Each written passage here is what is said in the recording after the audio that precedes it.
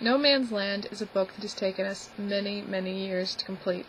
From writing, to editing, to rewriting, to typing, to editing again, then another rewrite, and finally a final edit, and hopefully getting it posted to Smashwords.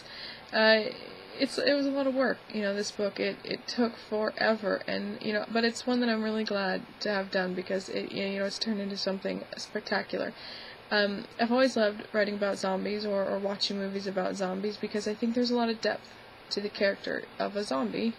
I know that sounds weird, but there's a lot you can do with, science fiction, fantasy, horror genre that a lot of people don't think about. And in No Man's Land, it's not so much about, the zombie and mutilation and killing, but more like, what would the people do? How would they react? And I think, chose Australia. That was my mom's choice, but as a way to show, because Australian people are a strong bunch. They're very, hardy people who could, band together and withstand something of this magnitude, and that's what they do. The book is more about how to survive a cataclysmic event, or an apocalypse, something of that nature, more than it is, the blood and guts and gore of your traditional zombie movie or book.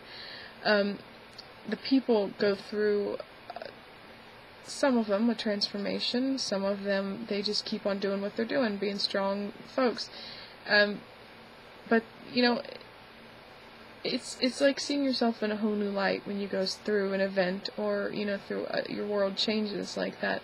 And, a lot of the characters find out what they're made of. It's a wonderful story, and it also, if something were to happen, say, we lose the internet, or the power goes down, there's a lot of interesting and helpful advice in this book as how to set up a working, economy after something like that happens. So, if you don't, like zombies, or that's not your thing, read it for its advice and its helpfulness as a guide, on how to be prepared, how to set up a working world after the one that we have ends or fails, if it does.